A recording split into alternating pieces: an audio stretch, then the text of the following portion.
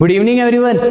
तो दोस्त स्वागत है यार मेरा यूट्यूब चैनल पे। आज अपन बहुत ही सिंपल सा टॉपिक जिसका नाम है रजिस्ट्रेशन, उसको रिवाइज करेंगे। जनरली रजिस्ट्रेशन चैप्टर में बच्चों को डाउट रहता है, लिमिट वाले क्वेश्चन एग्जाम में आने की उम्मीद ज्यादा रहती है।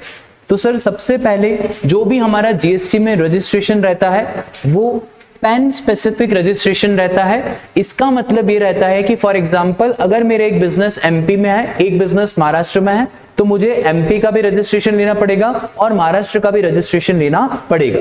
तो उस पैन पे जितने सारे बिजनेस मेरे ऑपरेट करेंगे उन सबका मुझे जीएसटी नंबर लेना पड़ेगा। अच्छा सर, पर स्टेट पर जीएसटी नंबर।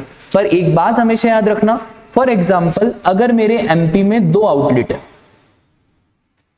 एक इंदौर में है और एक उज्जैन में, मैं चाहूं तो 2 रजिस्ट्रेशन भी ले सकता हूं और मैं चाहूं तो इन दोनों का एक रजिस्ट्रेशन भी ले सकता हूं। अगर मैंने दोनों के 2 रजिस्ट्रेशन लिए तो फिर इन दोनों को डीम्ड डिस्टिंक्ट पर्सन माना जाएगा।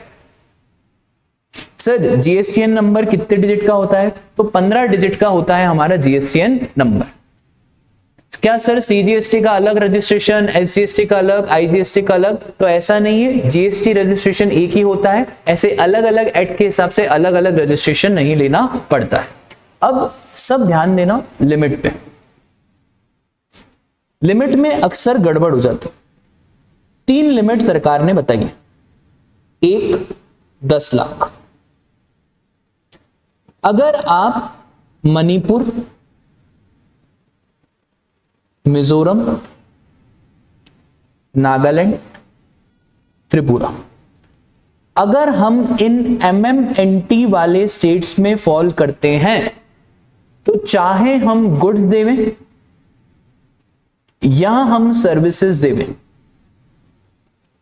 या गुड्स और सर्विसेज दोनों का कॉम्बो बना के देवें, एमएमएनटी में ऑलवेज लिमिट कितनी रहेगी? 10 लाख रहेगी। सर ये 10 लाख की लिमिट तो एमएमएनटी में समझ में आ गई। एक और लिमिट जो आपने पढ़ी होगी वो है कितने की? 20 लाख। ये 20 लाख की लिमिट कहां कहां लगती है? तो दोस्त 20 लाख की लिमिट लगती है हमारा अरुणाचल प्रदेश, उत्तराखंड, मेघालय, तेलंगाना, पुडुचेरी और सिक्किम। यहां पे हमारी लिमिट हमेशा ऑलवेज कितनी लगती है? 20 लाख, चाहे मैं गुड्स दे दूं चाहे मैं सर्विसेज। और एक और चीज याद रखना, अगर कोई भी दूसरी स्टेट्स आ जाए और क्वेश्चन में कुछ ना दिया रहे तो हमेशा याद रखना जीएसटी में जो जनरल लिमिट है वो भी है हमारी कितनी? 20 लाख। 20 लाख की लिमिट थी तो बाद में 10 लाख की लिमिट और अभी एक और नई लिमिट है जो कि है हमारी कितने की? 40 लाख। 40 लाख की लिमिट का सुख सबको नहीं मिलेगा। सबसे पहले इन 10 स्टेट्स को हटा देना, एक्सक्लूडिंग दिस 10। तो ये 10 को हटा दो।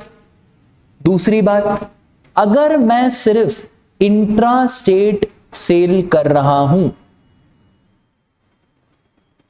इंट्रा का मतलब विद इन द स्टेट, अगर मेरा माल विद इन द स्टेट जा रहा है तो ही मेरे ऊपर 40 लाख की लिमिट एप्लीकेबल होगी। एक और चीज, यहां पे ऐसा नहीं है कि हर गुड्स में 40 लाख, कुछ कुछ गुड्स नोटिफाइड कैटेगरी में आते हैं जहां पे 40 लाख की लिमिट एप्लीकेबल नहीं है। सर वो कौन कौन से गुड्स हैं? तो टबैको,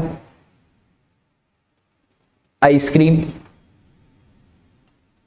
पान मसाला,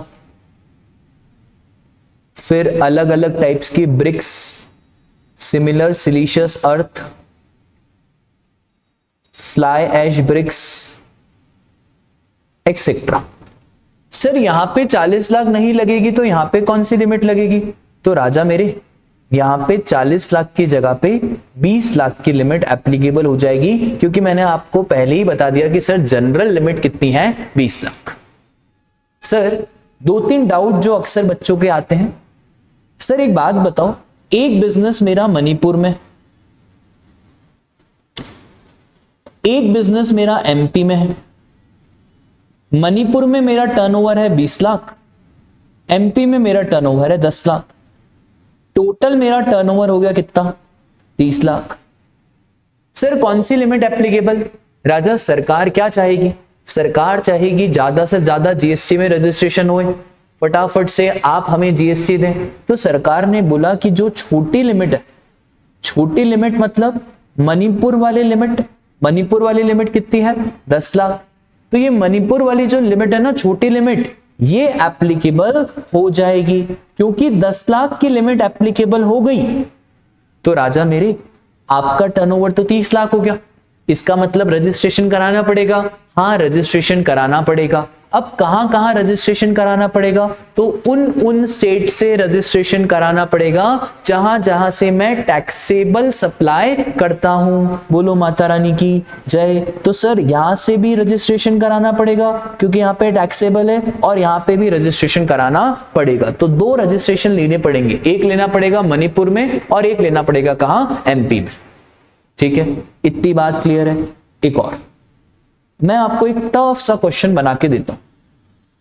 एक बिजनेस मणिपुर, एक बिजनेस एमपी, एक बिजनेस मिजोरम, एक बिजनेस एपी। मणिपुर में सपोज करो मैं अल्कोहलिक लिकर बेचता हूं, एमपी में पेट्रोल बेचता हूं, मिजोरम में सपोज करो मैं नॉर्मल गुड्स बेचता हूं, एपी में भी मैं बेचता हूं क्या? Normal goods. सर डाउट ये है कि लिमिट कौन सी एप्लीकेबल होगी?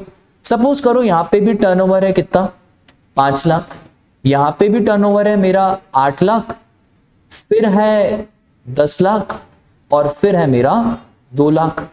टोटल टर्नओवर राजा कितना हो गया? 10 2 12 8 20 और 5 कितना 25 लाख। अब टोटल टर्नओवर तो 25 लाख हो गया। अब डाउट यह है कि सर आखिरकार कौन सी लिमिट माने, 10 माने कि 20 माने? अब सुनो, मणिपुर से मैं क्या बेचता हूं? अल्कोहल। क्या अल्कोहल जीएसटी में आता है? तो अल्कोहल तो सर जीएसटी में आता ही नहीं है। पर एक और स्टेट है क्या? मिजोरम। मिजोरम से मैं क्या बेचता हूं? गुड्स, वो भी नॉर्मल गुड्स। तो सर हमने तो ये देखा ना कि मणिपुर, मिजोरम, नागालैंड, त्रिपुरा, चारों में से कोई भी आ जाए और जहां से आप टैक्सेबल सप्लाई कर रहे हो, तो क्या कर रहा हूं टैक्सेबल सप्लाई? हाँ कर रहा हूं। तो यहां पे लिमिट पता है कितनी हो जाएगी? लिमिट हो जाएगी कितनी? 10 लाख। इसका मतलब रजिस्ट्रेशन कराना पड़ेगा। पहले तो ये चेक करो रजिस्ट्रेशन कराना है, हाँ तो रजिस्ट्रेशन तो कराना है। अब ये चेक करो कहां कहां पे रजिस्ट्रेशन कराना है। तो कहां कहां पे रजिस्ट्रेशन कराना है? राजा मैं मणिपुर में रजिस्ट्रेशन नहीं कराऊंगा क्योंकि वहां तो बॉटल बेच रहा हूं ना, और बॉटल पे तो जीएसटी लगता ही नहीं है, तो फिर क्यों रजिस्ट्रेशन कराऊंगा? तो मणिपुर में रजिस्ट्रेशन नहीं होगा, एमपी में भी रजिस्ट्रेशन नहीं होगा क्योंकि एमपी में पेट्रोल बेचते हो और पेट्रोल पे भी जीएसटी नहीं आता है। तो मिजोरम में रजिस्ट्रेशन होगा और एपी में रजिस्ट्रेशन होगा।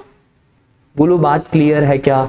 ठीक है सर, ये बात तो हमको समझ में आ गई कि कहां 40 लाख, कहां 10 लाख, और अगर नॉर्मल क्वेश्चन में कुछ भी ना गिवन रहे तो ऑलवेज आपको 20 लाख की लिमिट लगानी है। ठीक है, तो यार देखो ध्यान से,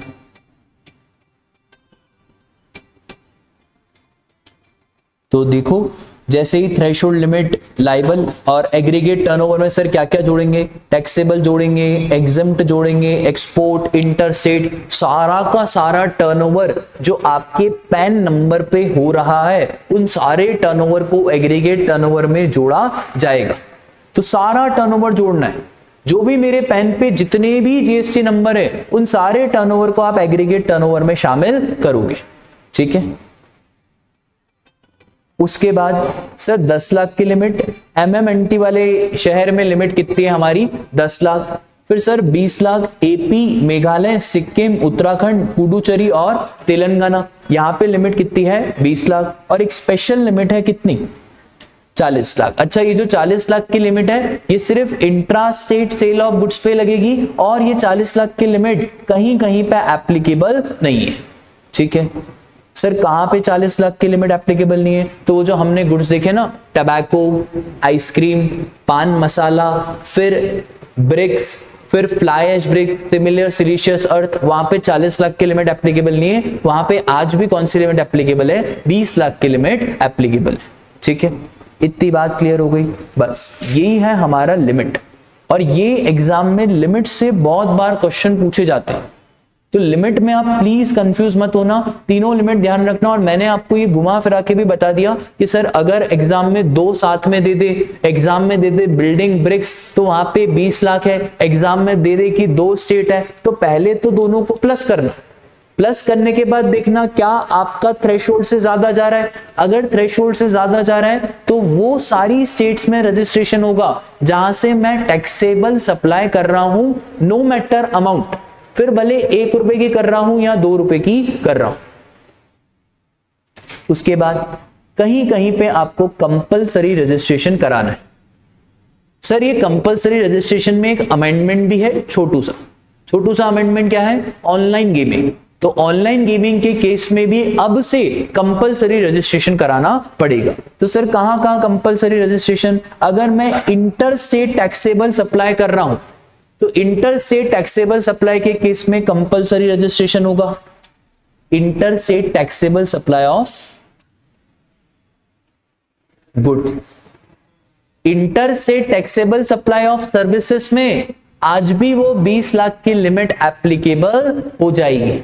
ठीक है सर, अगर आप कैजुअल टैक्सेबल पर्सन हो, कैजुअल टैक्सेबल पर्सन मतलब बंजारा जिसका कोई फिक्स ठिकाना नहीं होता।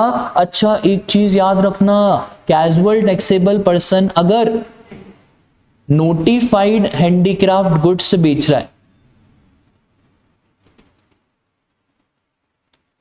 या हैंडीक्राफ्ट प्रोडक्ट्स बेच रहा है जहां पे हाथ की कारीगरी ज्यादा है, मशीन की कारीगरी कम है, अगर एग्जाम में ऐसा क्वेश्चन आ जाए कि 50% हैंड 50% मशीन, तो राजा समझ जाना उनके छलावे में मत आना, वो आपको धोखा दे रहे हैं। अगर 50% हैंड है और 50% मशीन है, इसका मतलब वो हैंडीक्राफ्ट नहीं है, और वो हैंडीक्राफ्ट नहीं है तो फिर कंपलसरी रजिस्ट्रेशन लेना पड़ेगा। पर एग्जाम में कभी कभार क्वेश्चन में वो ऐसा लिखता है कि हैंडीक्राफ्ट तो है पर थोड़ा बहुत मशीन यूज करा है, तो चलेगा क्या, हाँ सर चलेगा। ठीक है, तो हैंडीक्राफ्ट है, थोड़ा बहुत मशीन यूज करा है, बिल्कुल चलेगा। ये वैसे हो गया, प्यार तो करते हैं पर ऐसा, खैर छोड़ो। तो यार कैजुअल टैक्सेबल पर्सन के केस में ये है एनआरटीपी। एनआरटीपी का मतलब है non resident taxable person. Non resident taxable person में ऐसा कुछ भी नहीं है।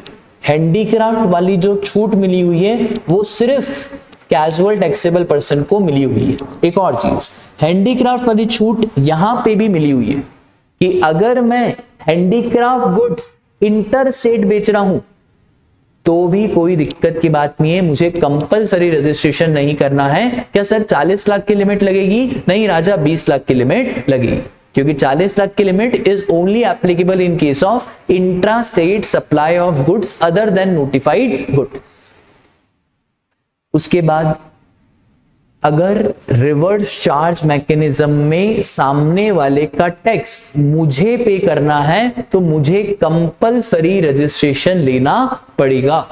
एग्जाम का एक शानदार सा क्वेश्चन था जिसमें एग्रीगेट टर्नओवर टोटल करके तो 17 लाख आ रहा था। बच्चों ने बोला 20 लाख के नीचे है तो कोई रजिस्ट्रेशन नहीं कराना, पर वहां पे बस एक लाइन लिखी हुई थी कि inward supply on which tax is payable under RCM.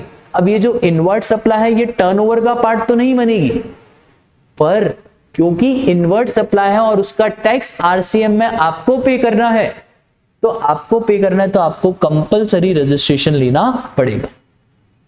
ठीक है, बोलो बात क्लियर है क्या? उसके बाद है हमारा सर ई कॉमर्स ऑपरेटर जो नोटिफाई करे हैं अंडर सेक्शन 9 सबसेक्शन 5। याद है क्या आपको 9(5) के ई कॉमर्स ऑपरेटर? तो सर ये 9(5) में ई कॉमर्स ऑपरेटर में हमने कहानी देखी थी कि हमारा छोटू है और छोटू गया था छोटी के साथ, कहाँ गया था?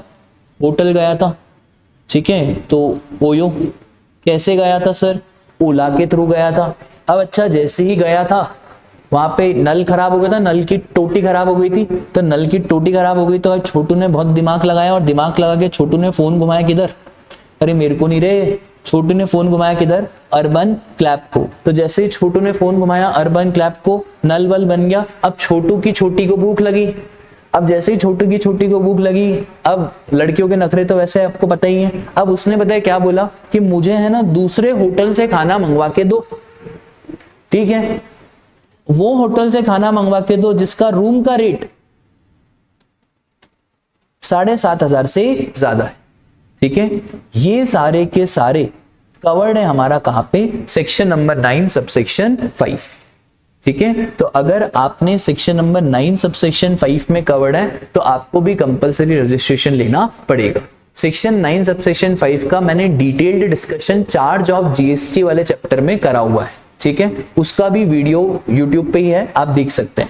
इसके बाद सर एनआरटीपी की हमारी बात हो गई। अगर आपको टीडीएस डिडक्ट करना है सेक्शन नंबर 51 में, तो टीडीएस डिडक्ट करना है तो आपको स्पेशल रजिस्ट्रेशन लेना पड़ेगा एज अ टीडीएस डिडक्टर।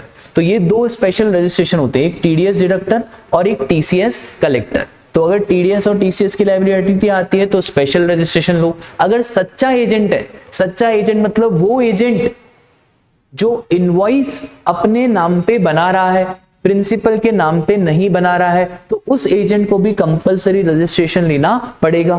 फिर sir OIDAR, online information database access and retrieval services.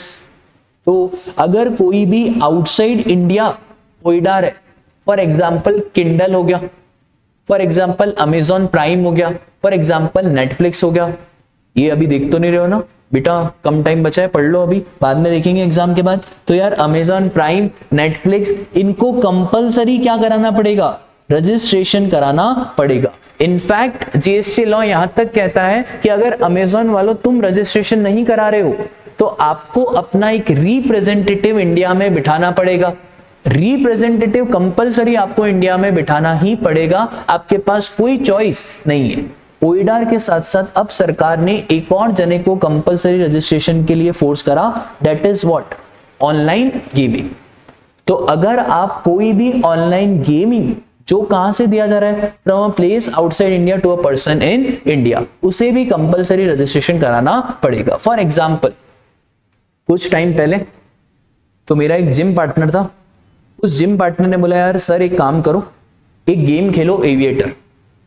अब ये जो एविएटर गेम है ना, बड़ा ही टाइम पास गेम है। ये एविएटर गेम दमन का गेम है। ठीक है, इसमें क्या होता है ना, इसमें जैसे ही आपने पैसे लगाए, फॉर एग्जाम्पल मैंने 100 रुपए लगाए, तो एक चिड़िया फ्लू होती है। अब चिड़िया ऊपर होती है तो जैसे 100 रुपए 120 बने, 130 बने, 140 बने। अब आपको पॉज करना है, अगर आपने पॉज कर दिया तो 140 रुपए आपके पास आ गए। पर फॉर सपोज करो आप लालच में गए, आपको लगा 100 है तो 110 बने, 120, 150, 180, 200, 250, 300, और आपने बोला और बढ़ेगा और आपने पॉज नहीं करा, फिर वो चिड़िया फ्लू अवे हो जाती है और आपके 100 रुपए गॉन। तो ये गेम है कौन सा, ऑनलाइन गेम। अब घर जाके प्लीज इसको चेक मत करना, ठीक है, पढ़ाई लिखाई कर लो यार तुम लोग। तो ये एविएटर का गेम मेरे जिम पार्टनर ने बोला खेलो, तो मैंने खेला भी था और 100 रुपए के 5 मिनट में कुछ 800 रुपए बन भी गए थे। तो ये जो एविएटर का गेम है ना, ये जो खिला रहा है, इसको भी जीएसटी में क्या लेना पड़ेगा, कंपलसरी रजिस्ट्रेशन लेना पड़ेगा। तो कोई भी गेमिंग इंडस्ट्री जो आउटसाइड इंडिया से इंडिया में सर्विसेज दे रही है, अब इनको भी कवर करा है इन द कंपलसरी रजिस्ट्रेशन। ठीक है, फिर आईएसजी आप इग्नोर कर सकते हो, आईएसजी सीए फाइनल का टॉपिक है, तो इससे आपको कोई लेना देना नहीं है। बहुत बढ़िया, बोलो बात क्लियर है क्या। तो कंपलसरी रजिस्ट्रेशन कहां कहां कराना पड़ता है उसको आपको ध्यान रखना है। एक और चीज, ये एग्जाम में क्वेश्चन आएगा ही आएगा। कंपलसरी रजिस्ट्रेशन के केस में अगर मैं इंट्रा स्टेट सप्लाई कर रहा हूं ऑफ गुड्स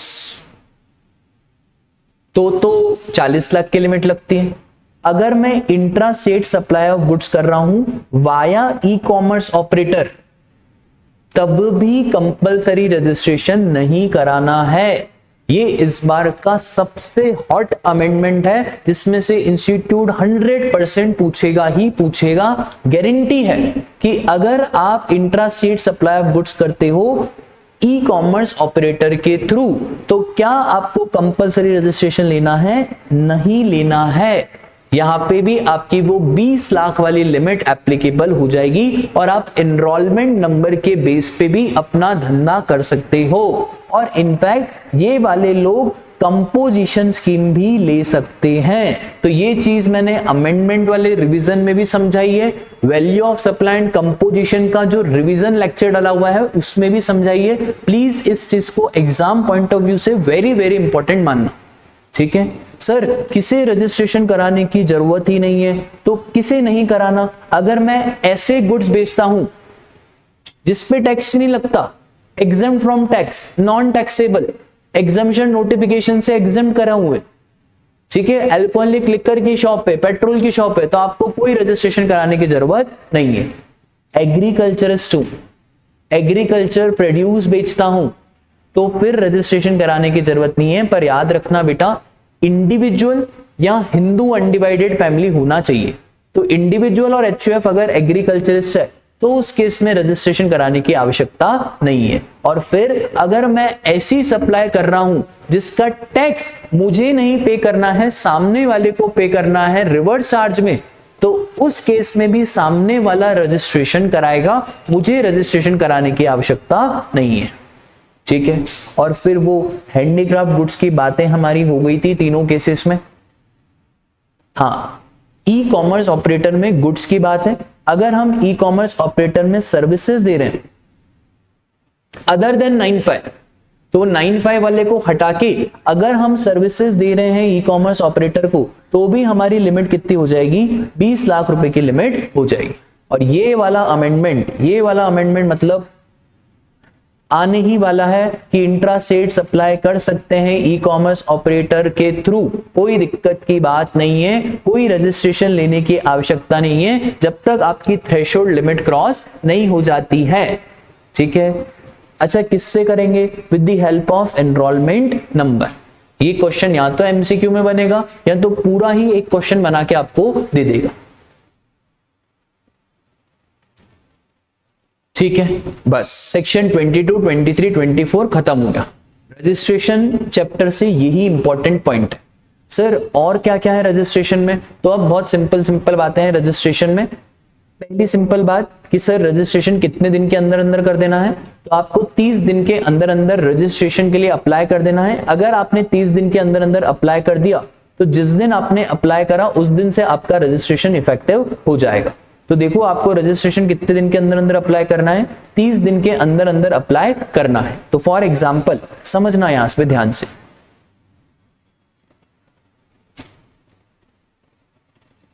आज तारीख है हमारी 11 अप्रैल। सपोज करो 11 अप्रैल का वो सुनहरा दिन था जहां पे थ्रेशोल्ड लिमिट क्रॉस हुई।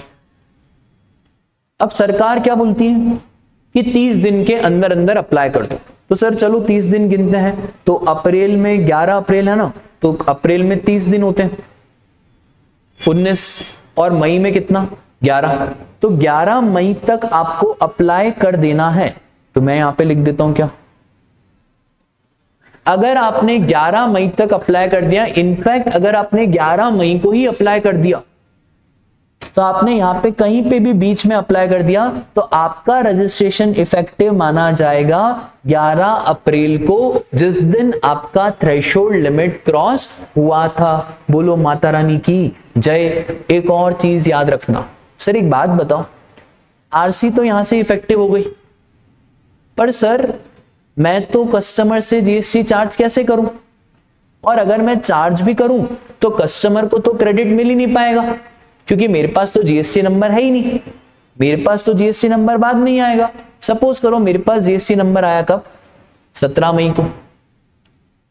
अब सर एक बात बताओ, यहां से लेकर पूरे ट्रांजैक्शन, यहां पे तो मेरे पास जीएसटी नंबर था ही नहीं। अब क्योंकि मेरे पास जीएसटी नंबर नहीं था तो अब कुछ तो इलाज करना पड़ेगा। तो सरकार एक कॉन्सेप्ट लाई रिवाइज इनवॉइस का। ये रिवाइज इनवॉइस का कॉन्सेप्ट बहुत ही सिंपल होता है। सरकार बोलती है कि जिस दिन हमने आपको आरसी दी 17 मई, उसके एक महीने के अंदर अंदर, तो 17 मई से एक महीने के अंदर अंदर हो गया हमारा 17 जून। तो 17 जून तक आप रिवाइज इनवॉइस बना सकते हो। सर कहां से बनाएंगे? तो हम बनाएंगे 11 अप्रैल से लेकर 17 मई तक, ठीक है। उसको बोला जाता है क्या? Revise invoice. तो रिवाइज इनवॉइस बहुत सिंपल है। जब हम टैक्स इनवॉइस का रिवीजन करेंगे तो मैं वापस से एक बार आपको बताऊंगा कि रिवाइज इनवॉइस की क्या पिक्चर है। 30 दिन के अंदर रजिस्ट्रेशन के लिए अप्लाई करो। अगर आपका कैजुअल टैक्सेबल पर्सन है या एनआरटीपी है तो इनको 5 दिन इन एडवांस रजिस्ट्रेशन के लिए अप्लाई करना पड़ता है। अच्छा, एक और चीज सर, ये जो सीटीपी और एनआरटीपी है इनका रजिस्ट्रेशन कितने दिन के लिए वैलिड होता है? तो इनका रजिस्ट्रेशन वैलिड होता है 90 डेज के लिए। ये चाहे तो और रजिस्ट्रेशन को एक्सटेंड करा सकते हैं प्लस 90 डेज। अच्छा सर, अगर इनको 90 प्लस 90 से ज्यादा दिन के लिए रजिस्ट्रेशन लेना है तो फिर पॉसिबल नहीं है, फिर आपको कंपलसरी रजिस्ट्रेशन करवाना पड़ेगा। स्टेट वाइज रजिस्ट्रेशन होता है, ये मैंने ऑलरेडी आपको बता दिया। अब सुनो ध्यान से, अगर हमारा एक एंटिटी डोमेस्टिक है और एक है हमारी एसईजेड, हमेशा याद रखना एसईजेड को डीम्ड फॉरेन माना जाता है, एसईजेड को अलग एंटिटी ट्रीट करा जाता है और डोमेस्टिक टेरिटरी को अलग एंटिटी ट्रीट करा जाता है। तो जब भी एग्जाम में ऐसा क्वेश्चन आ जाए कि आपकी एमपी में ही 2 एंटिटी है, एक एंटिटी एमपी में डोमेस्टिक टैरिफ एरिया में है और एक एंटिटी एमपी में कहां है? स्पेशल इकोनॉमिक जोन, तो क्या एक रजिस्ट्रेशन कराना पड़ेगा या दो रजिस्ट्रेशन कराने पड़ेंगे? डोमेस्टिक टैरिफ एरिया का अलग और स्पेशल इकोनॉमिक जोन टेरिटरी का अलग। ठीक है। एम्बेसीज के लिए एक स्पेशल नंबर रहता है, एम्बेसीज, डिप्लोमेट्स, ऑफिशियल्स, कंसोलेट्स, इनके लिए एक नंबर रहता है जिसको बोलते हैं हम यूनिक आइडेंटिटी नंबर। ये यूआईएन नंबर लेते हैं ओनली फॉर रिफंड पर्पस और ये इनको रजिस्ट्रेशन सर्टिफिकेट मिलता है जीएसटी REG 06 में। सर कितने दिन में रजिस्ट्रेशन सर्टिफिकेट इनको मिल जाएगा? तो 3 वर्किंग डेज में इनको रजिस्ट्रेशन सर्टिफिकेट मिल जाएगा। एमसीक्यू पर्पस से आप ध्यान रख सकते हो। उसके बाद एक टॉपिक रहता है सू मोटो रजिस्ट्रेशन का। सू मोटो रजिस्ट्रेशन का मतलब ये होता है कि सर ये जो एप्लीकेंट है ना, इसने कुछ ना कुछ चोरी करी है। अब एप्लीकेंट ने चोरी करी है, प्रॉपर ऑफिसर को लग रहा है कि भाई इसका पहले रजिस्ट्रेशन कराना पड़ेगा, तो प्रॉपर ऑफिसर अभी परमानेंट रजिस्ट्रेशन नहीं कराता। प्रॉपर ऑफिसर अभी फॉर द टाइम बिंग इसको क्या दे देता है? Temporary registration number. अब जैसे ही इसको टेम्पररी रजिस्ट्रेशन नंबर मिल गया, ये 90 दिन के अंदर अंदर फाइनल रजिस्ट्रेशन के लिए अप्लाई कर सकता है। पर फॉर सपोज करो इसने बोला नहीं भाई मेरे पास तो ये टेम्पररी रजिस्ट्रेशन नंबर इनवैलिड है, मेरे को तो अपील में जाना है, तो जाओ कोई दिक्कत नहीं। अपील में आप चले गए और आप जीत गए तो बधाई हो, आपका ये जो टेम्पररी रजिस्ट्रेशन नंबर है ये क्या हो जाएगा? कैंसिल हो जाएगा। पर अपील में आपका नुकसान हो गया, अपील में आप हार गए, तो अब हार गए ना अपील में, तो भाई अब आपको 30 दिन के अंदर अंदर रजिस्ट्रेशन कराना पड़ेगा। सर 30 दिन कहां से गिनेंगे? तो जिस दिन अपीलेट अथॉरिटी का ऑर्डर आया था उस दिन से 30 दिन गिने जाएंगे और जीएसटीएन आपका इफेक्टिव हो जाएगा फ्रॉम डेट ऑफ ऑर्डर। ठीक है, तो ये है हमारी किसकी पिक्चर? सू मोटो रजिस्ट्रेशन की। सर ये जीएसटी रजिस्ट्रेशन का प्रोसेस बहुत ही कॉम्प्लिकेटेड है। यार देखो, जीएसटी रजिस्ट्रेशन का प्रोसेस ऐसा आपको ध्यान में रखने की जरूरत नहीं है, बहुत ही बेसिक सा प्रोसेस होता है, वो प्रैक्टिकल लाइफ में इंपॉर्टेंट होता है। एग्जाम पॉइंट ऑफ व्यू से भी जीएसटी रजिस्ट्रेशन का प्रोसेस नहीं ध्यान रखना कि आधार कार्ड डालना, मोबाइल नंबर डालना, ईमेल डालना, फिर ओटीपी आएगा, ऐसा क्वेश्चन एग्जाम में कभी भी नहीं पूछेगा। ठीक है, बस एमसीक्यू पॉइंट ऑफ व्यू से जो जो बातें आपको ध्यान रखनी है वो ध्यान रख। जीएसटी रजिस्ट्रेशन में 2 पार्ट होते हैं, एक होता है पार्ट ए और एक होता है पार्ट बी। पार्ट ए में आपको पूरी की पूरी डिटेल भरनी पड़ती है जीएसटी REG 01 में, हमने क्लास में प्रैक्टिकली करा था। अब जैसे ही मैं सारी डिटेल भरूंगा, आधार डालूंगा, पैन डालूंगा, मोबाइल नंबर डालूंगा, ओटीपी आएगा, उसके बाद एक नंबर जनरेट होगा जिसको बोलते हैं टेम्पररी रेफरेंस नंबर। अब हमेशा ध्यान रखना, एमसीक्यू से उसने बहुत बार पूछा है, ये टीआरएन नंबर वैलिड होता है फॉर 15 डेज, तो 15 दिन के लिए हमारा टीआरएन नंबर वैलिड रहेगा। आपके सारे डॉक्यूमेंट्स ऑर्डर में, बधाई हो। आधार ऑथेंटिकेशन भी कर लिया है, बधाई हो। तो प्रॉपर ऑफिसर आपको रजिस्ट्रेशन सर्टिफिकेट इशू कर देगा 7 वर्किंग डेज के अंदर अंदर। सर पीओ सोया हुआ है, बहुत गहरी नींद में सोया हुआ है, तो अगर पीओ बहुत गहरी नींद में सोया हुआ है तो डीम्ड अप्रूवल मान लेंगे किसका, रजिस्ट्रेशन सर्टिफिकेट का। कब मान लेंगे, अगर पीओ 7 वर्किंग डेज के अंदर अंदर रिप्लाई नहीं करता है। सर सारे डॉक्यूमेंट्स ऑर्डर में है पर आधार ऑथेंटिकेशन आपने नहीं करा, तो अब आधार ऑथेंटिकेशन नहीं करा तो सरकार अब क्या करेगी ना, फिजिकल वेरिफिकेशन कराएगी साइट का। इसमें अमेंडमेंट आया है कि फिजिकल वेरिफिकेशन ऑफ साइट कराने के लिए पहले पर्सन का मौजूद होना जरूरी था। अब आप फिजिकल वेरिफिकेशन करवा सकते हो, नो मैटर एसएससी वहां पे मौजूद है या नहीं। तो भले एसएससी गया है गोवा वाली बीच में, तो भले एसएससी गोवा वाले बीच में गया है तो फिर भी क्या फिजिकल वेरिफिकेशन हो सकता है, हाँ फिर भी फिजिकल वेरिफिकेशन हो सकता है, एसएससी भले नहीं हो।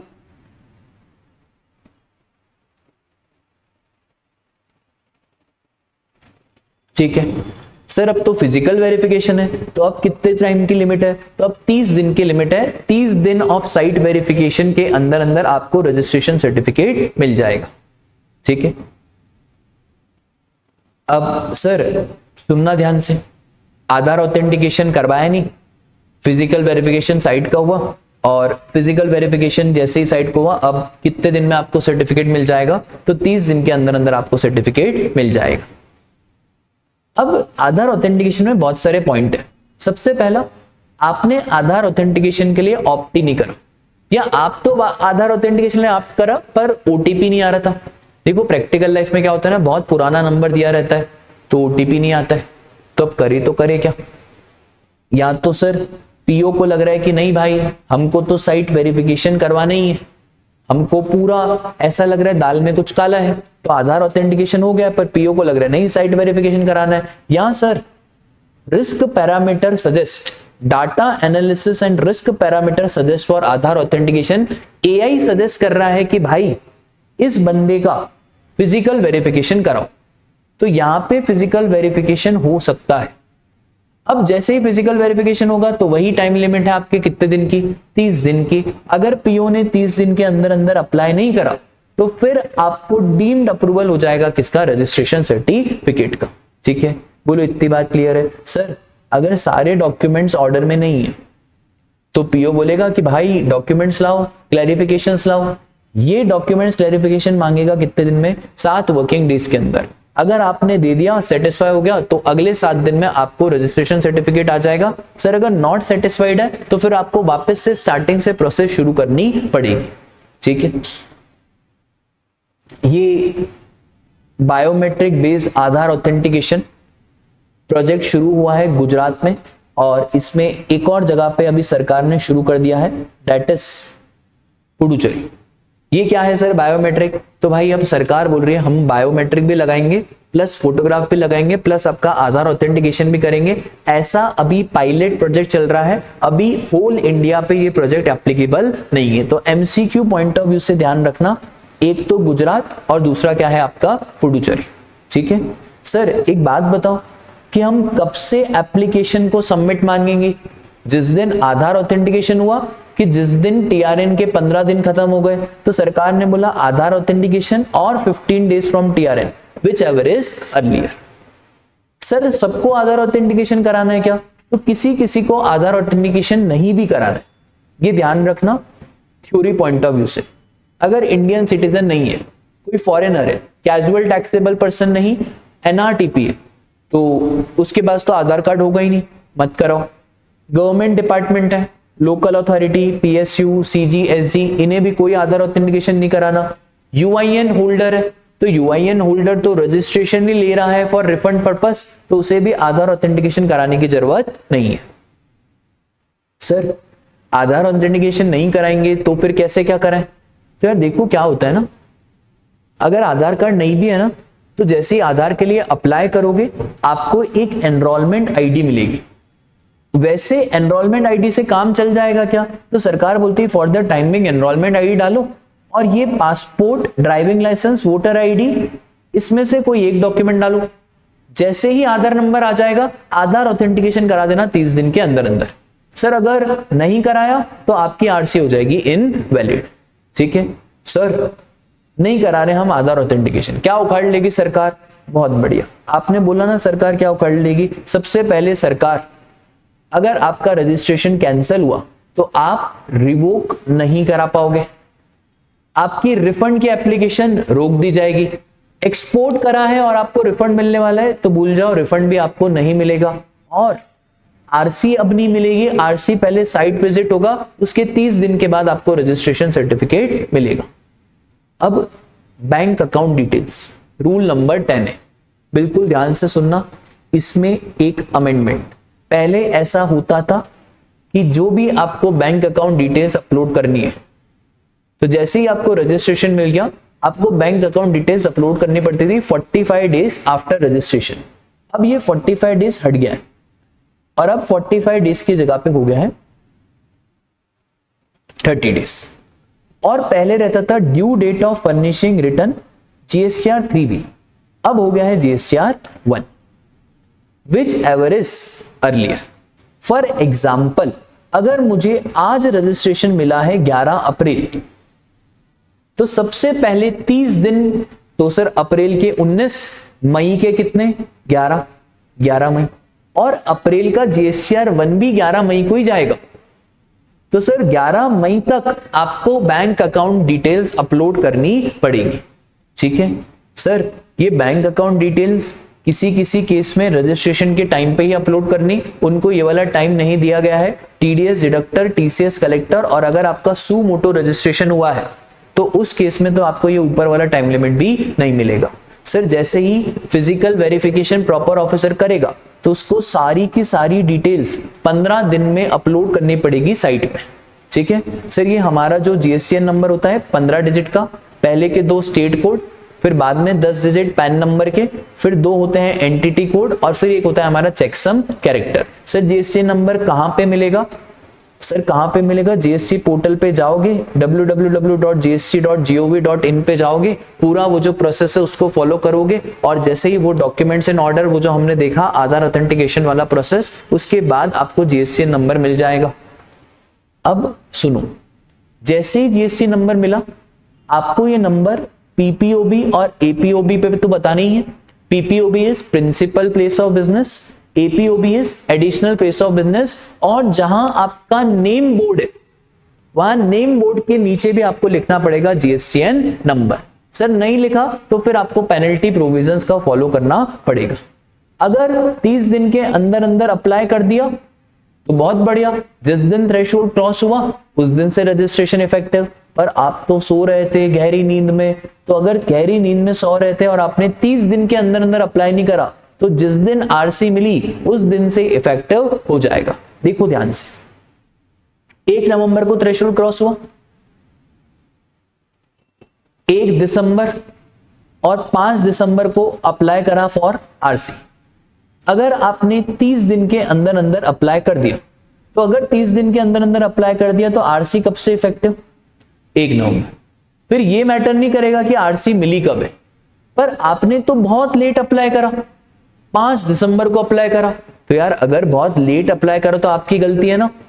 तो अब लेट अप्लाई करा तो अब आरसी भी पता है कब से इफेक्टिव होगी, तो आपकी आरसी भी इफेक्टिव होगी जिस दिन आपको आरसी मिलेगी, तो उस दिन से आपकी आरसी इफेक्टिव हो जाएगी। ठीक है, सीटीपी एनआरटीपी वही बात, 5 दिन इन एडवांस रजिस्ट्रेशन कराओ। एस्टिमेटेड नेट टैक्स लायबिलिटी दो, नेट टैक्स लायबिलिटी मतलब आउटपुट माइनस आईटीसी, पहले पेमेंट करो फिर बाद में रजिस्ट्रेशन मिलेगा। सर इनकी वैलिडिटी क्या है? तो वैलिडिटी 90 दिन प्लस 90 दिन, और ये 90 दिन एक्स्ट्रा परमिशन के बाद मिल सकते हैं, या जो आपने रजिस्ट्रेशन पीरियड स्पेसिफाई करा था। अब सुनो, एक आरटीपी में क्वेश्चन था, वहां पे क्या था, उसने सिर्फ 45 दिन के लिए ही एप्लीकेशन फाइल करी। उसने बोला मैं सीटीपी हूं और मुझे सिर्फ 45 दिन के लिए रजिस्ट्रेशन चाहिए। एग्जाम में गड़बड़ मत करना, ये 90 तो मैक्सिमम है। अब मैं चाहूं तो 2 दिन का भी रजिस्ट्रेशन ले सकता हूं और मैं चाहूं तो 3 दिन का भी रजिस्ट्रेशन ले सकता हूं।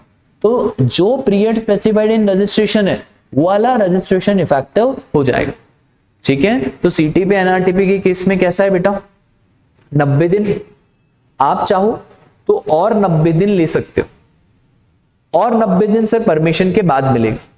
क्या 90 दिन लेना कंपलसरी है? ऐसा नहीं है, 90 से कम भी अप्लाई कर सकते हैं। हाँ, तो 90 से कम में भी आप अप्लाई कर सकते हो। और अगर आपने 90 से ज्यादा के लिए एक्सटेंशन लिया है तो इतनी आसानी से एक्सटेंशन नहीं मिलेगा, आपको एक्स्ट्रा पेमेंट करना पड़ेगा, फिर एक्सटेंशन मिलेगा।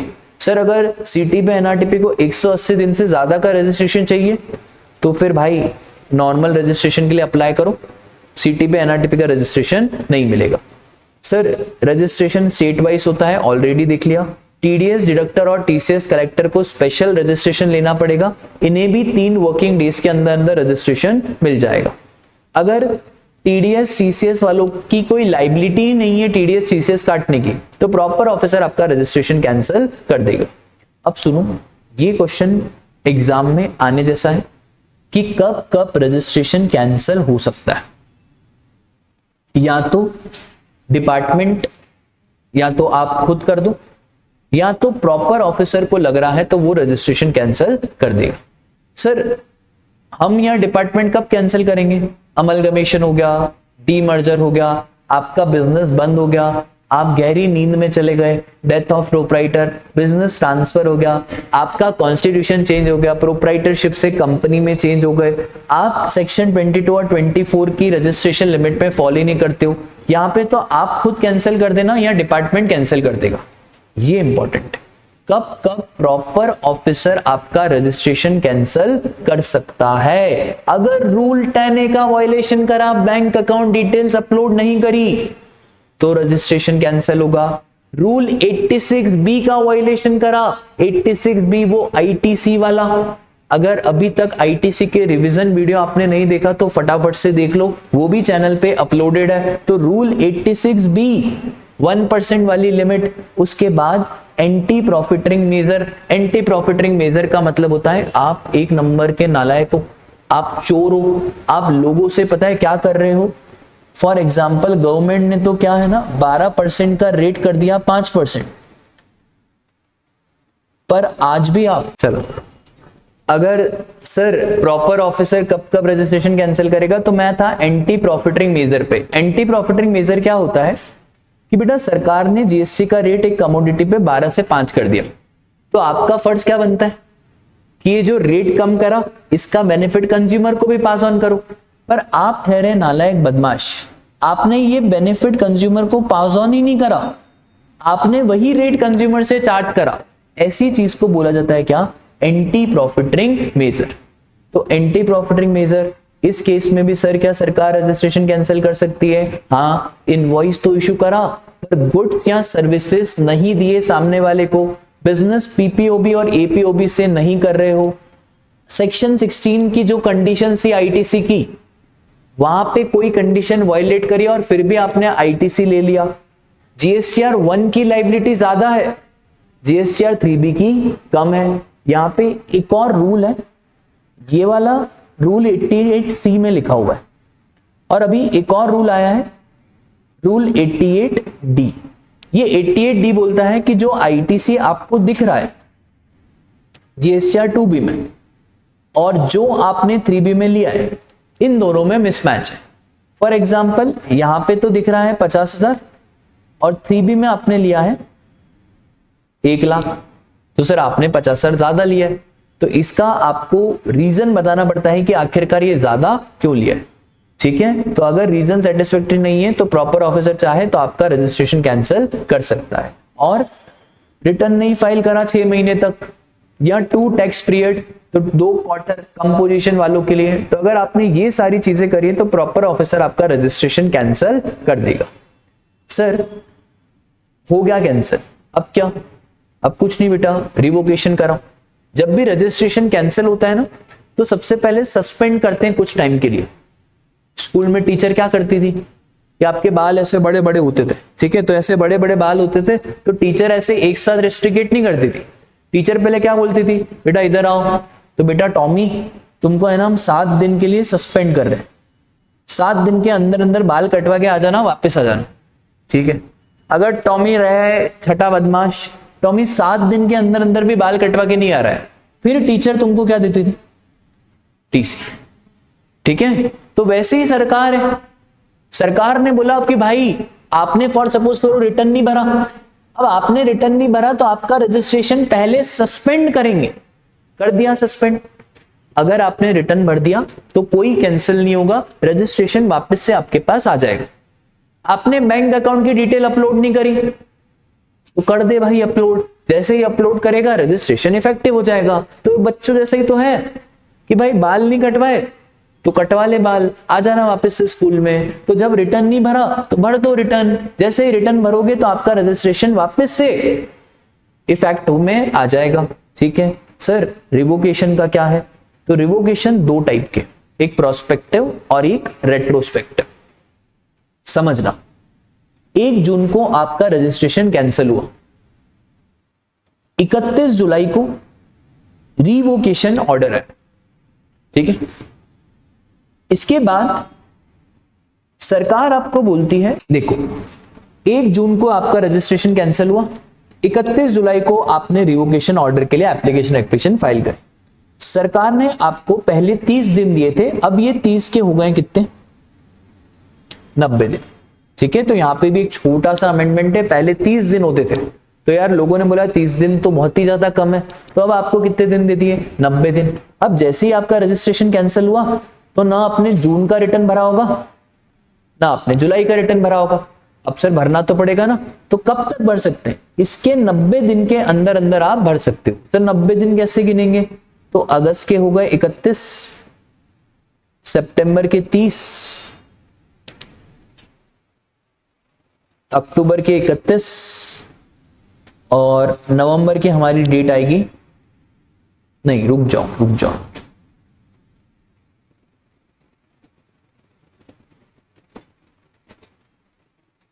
29 अक्टूबर। तो 29 अक्टूबर तक हमें रिटर्न फाइल करना है।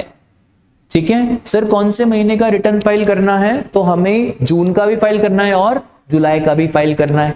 सर अगर रेट्रोस्पेक्टिव कैंसिल हुआ तो सुनो ध्यान से, सरकार ने बोला भाई तुमने 6 महीने से रिटर्न नहीं भरा है, अब हम तुम्हारा रेट्रोस्पेक्टिव कैंसिलेशन कर रहे हैं, मतलब जनवरी से ही हम तुम्हारा रजिस्ट्रेशन कैंसिल कर रहे हैं। अब तो सर दिक्कत हो गई, क्योंकि ना जनवरी का रिटर्न गया होगा, ना फरवरी का, ना मार्च का, ना अप्रैल का, ना मई का, ना जून का। अब आपको रिवोकेशन के लिए एप्लीकेशन देनी पड़ेगी। तो जैसे ही आपने एप्लीकेशन दिया, वापस से सरकार ने आपको कितने दिन देके रखे? पहले 30 दिन देती थी सरकार, अब सरकार ने बोला भाई 30 दिन तो बहुत कम होते हैं। अब सरकार ने कितने दे दिए आपको? अब आपको सरकार ने 90 दिन दे दिए। तो अब जितने भी आपके पेंडिंग रिटर्न है 1 जनवरी से लेकर 31 जुलाई तक, वो सारे के सारे रिटर्न आपको फाइल करना पड़ेगा। पहले कितने दिन थे? 30 दिन। अब 30 को हटा के कितने हो गए हैं? 90। ठीक है,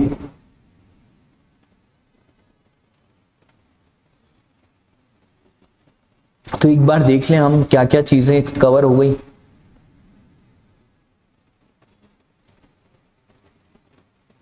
एक सिंपल पॉइंट कि अगर हम TWI से बिजनेस करते हैं, टेरिटोरियल वाटर्स ऑफ इंडिया से बिजनेस करते हैं, तो वहां पे हमेशा याद रखना कौन सी स्टेट में रजिस्ट्रेशन कराओगे? पानी में रजिस्ट्रेशन कराओगे? नहीं, वहां पे जो सबसे नियरेस्ट स्टेट है, जो सबसे नियरेस्ट कोस्टल पड़ता है, वहां पे आप रजिस्ट्रेशन करवाओगे।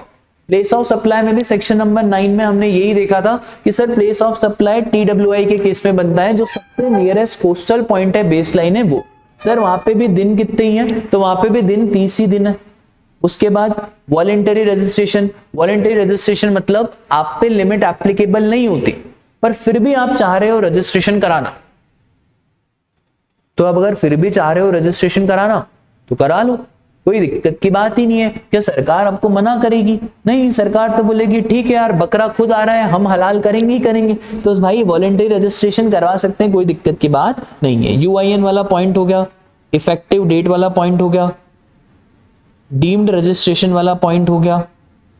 हाँ, ये प्रोसीजर फॉर रजिस्ट्रेशन ये कोई इतना इंपॉर्टेंट नहीं है एग्जाम पॉइंट ऑफ व्यू से, पर फिर भी मैंने आपको पूरा प्रोसेस बता दिया कैसा क्या रहता है।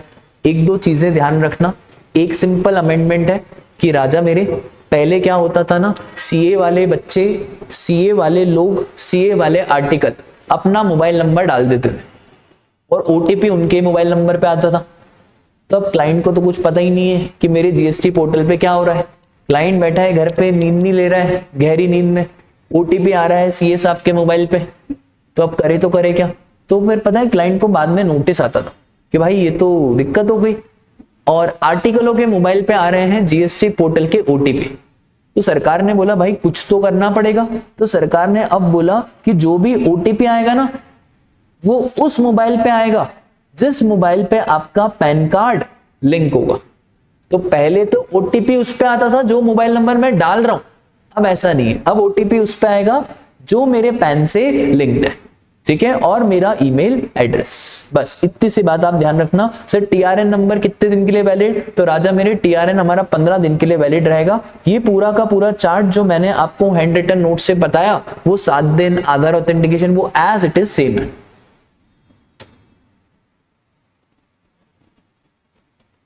सीटीपी एनआरटीपी हो गया था। अमेंडमेंट ऑफ रजिस्ट्रेशन, सर अगर हाँ अमेंडमेंट ऑफ रजिस्ट्रेशन कैसे छूट गया यार, 2 फील्ड होती है, एक होती है कोर फील्ड और एक होती है आपकी नॉन कोर फील्ड।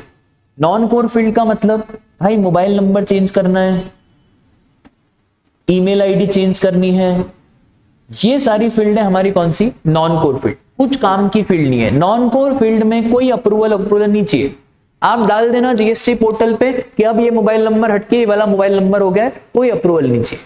यार ये वैसे ही है कि इंस्टीट्यूट पे आप करते होंगे ना, फॉर एग्जांपल इंस्टीट्यूट में आपने मेल आईडी चेंज करी तो वो ऑटोमेटिकली अप्रूव हो जाती है, उसमें वैसा नहीं करना है कि पहले इंस्टीट्यूट परमिशन देगा फिर नहीं। तो ये सारी कौन सी फील्ड है, नॉन कोर फील्ड। पर सर कोर फील्ड भी तो होती है, नाम ही चेंज हो रहा है, बिजनेस का नाम चेंज हो रहा है, तो ये तो कोर फील्ड है। तो कोर फील्ड में परमिशन लेनी पड़ती है। सर कोर फील्ड में कितने दिन में परमिशन लेनी पड़ती है, तो 15 दिन के अंदर अंदर परमिशन लेनी पड़ती है, और 15 दिन के अंदर अंदर आपका जो अमेंडमेंट है वो अप्रूव हो जाएगा, ठीक है। तो non core field no permission required, core field में परमिशन चाहिए कि सर कितने दिन के अंदर अप्लाई कर दूं, 15 दिन के अंदर अंदर अप्लाई कर दो। फिर मैंने वो आपको कैंसिलेशन की सारी बातें बता दी थी कि कब कब रजिस्ट्रेशन कैंसिल हो सकता है। इसमें एक क्वेश्चन इंस्टीट्यूट बार बार पूछता है कि अगर बाल कटवाने की वजह से रजिस्ट्रेशन कैंसिल हुआ है तो बाल कटवा के आ जा। सर रिटर्न ना भरने की वजह से रजिस्ट्रेशन कैंसिल हुआ है, सस्पेंड हुआ है, तो रिवोकेशन की एप्लीकेशन मत फाइल करना। ये मत बोलना कि सर मेरे घर पे शादी है, मैं चुपचाप बाल कटवा के आ जा, चुपचाप रिटर्न भर दे, रिटर्न भर देगा हम स्कूल में आने देंगे। अगर बैंक अकाउंट की डिटेल अपलोड नहीं करी है उसकी वजह से रजिस्ट्रेशन कैंसिल हुआ है, रिवोकेशन के लिए मत आना, चुपचाप क्या कर दे, बैंक अकाउंट की डिटेल अपलोड कर दे। तो फॉर एग्जाम्पल इंस्टीट्यूट ने आपसे क्वेश्चन पूछा कि सामने वाले ने रिटर्न अपलोड नहीं करा है और रिटर्न पे टैक्स वैक्स पे नहीं करा है, सामने वाला रेमेडी चाहता है, तो हम सामने वाले को क्या रेमेडी देंगे कि भाई क्या फाइल कर दे, रिटर्न फाइल कर दे, बैंक अकाउंट डिटेल से नहीं अपलोड करी तो हम सामने वाले को बोलेंगे भाई बैंक अकाउंट डिटेल्स अपलोड कर दे, ठीक है।